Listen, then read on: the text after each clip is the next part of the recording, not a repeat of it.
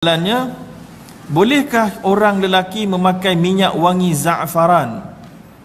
Saya macam pernah dengar tentang pengharaman tersebut. Bolehkah kita? Okey.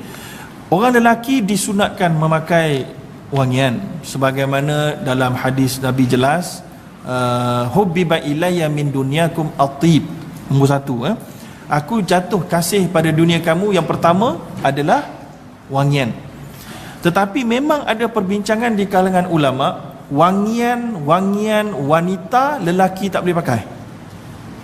Jadi za'faran ini mungkin kalau dia adalah wangian yang khas untuk wanita, yang bila pakai tu bau dia macam bau perempuan, yang terkenal sebagai bauan perempuan, maka lelaki tak boleh pakai. Maka itu pandangan yang lebih selamat dibincangkan oleh para ulama. Jadi za'faran ini saya tak pasti, dia mungkin diadun jadi bauan lelaki atau bauan wanita. Jadi ada yang menegah, ataupun paling tidak pun makruh lelaki memakai bauan wanita. Yang kedua, bolehkah kita namakan Allah dengan nama selain disebut dalam nas? Umpamanya orang seni menganggap Camellia adalah Allah, tapi dia letakkan nama orang yang disayangi supaya lebih sayang, lebih rasa sayang dan terasa. Oh, ini tak patut. Kerana apa? Kerana tak ada sesiapa yang boleh menunaikan hak Allah kecuali apa yang Allah namakan dirinya. Maka bila nama Allah yang paling bagus adalah Allah, sebab itulah kita sebut Alhamdulillahi Rabbil Alamin. Kita tak sebut Alhamdulillahirrahman, Alhamdulillahqahar. Padahal boleh. Itu semua nama-nama Allah, betul tak? Alhamdulillatif, Alhamdulillah apa, macam-macam. Tapi Allah itu adalah merangkumi semua asma'ullahul husna. Walillahil asma'ul husna fad'uhu biha. Bagi Allah ada nama-namanya yang baik, sebut, mintalah dengan namanya. Maka Camellia bukan nama Allah. Okey? Ada juga nama orang, nama orang apa nama dia? Abdul Rani. Oh, ini nama yang patut ditukar. Abdul Rani. Rani bukan nama Allah. Bila kamu nama kamu Abdul Rani, hamba kepada Rani. Siapa Rani? Tukar nama tu. Ada Abdul Rani sini. Kena tukar nama. Ini ada nama-nama yang bukan nama Allah Subhanahu Wa Taala.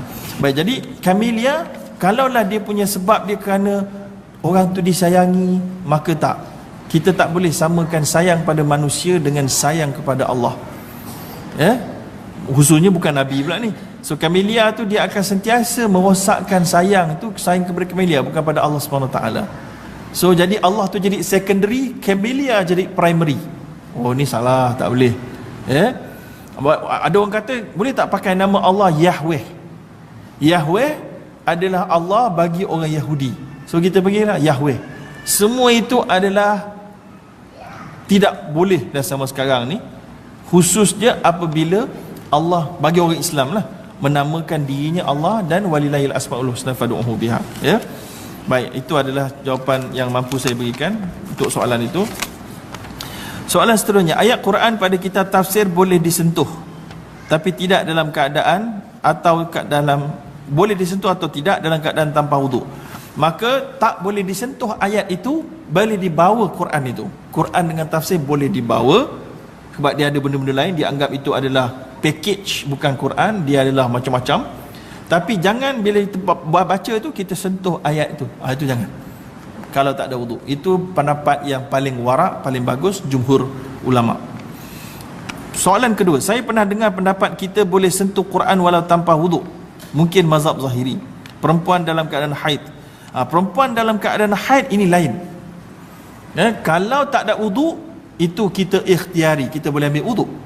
Tapi kalau perempuan haid itu bukan sebab datang dari dia punya ikhtiari, maka ada pendapat yang mengharuskan. Ini pun adalah pendapat yang ditarjihkan, tak salah saya, oleh Dr. Zulkifli Al-Bakri, Mufti Wilayah Persekutuan, dalam dia punya Bayan Linnas, dia punya website dia. Tuan-tuan boleh bacalah perbincangan ulama tentang wanita haid membaca Al-Quran, bukan baca Quran, yang membaca Al-Quran dan menyentuh Al-Quran, ataupun menyentuh tak boleh, membaca itu lebih banyak pendapat yang mengatakan boleh membaca, tapi bukan menyentuh, membaca dengan tidak memegang. Berdasarkan ayat mutahhirin memang betul lah malaikat tadi, tapi kita nak kena tahu package dia. Jangan kita pakai package itu adalah malaikat maka kita nak sentuh lah zahiri maka tak boleh lah ya.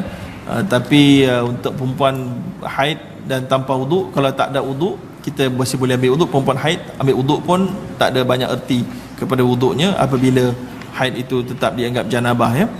Baik, jadi ini adalah saya kira boleh tuan-tuan rujuk lanjut, sebab perbincangan tentang perempuan haid sentuh Quran ni dia panjang lebar. Baca Quran sentuh ni tak boleh lah, majoriti jumhurnya baca tu yang perbincangan panjang lebar. Sentuh zahiri memang boleh, tapi kita rasa pendapat tu pendapat yang marjuh, iaitu tidak kuat.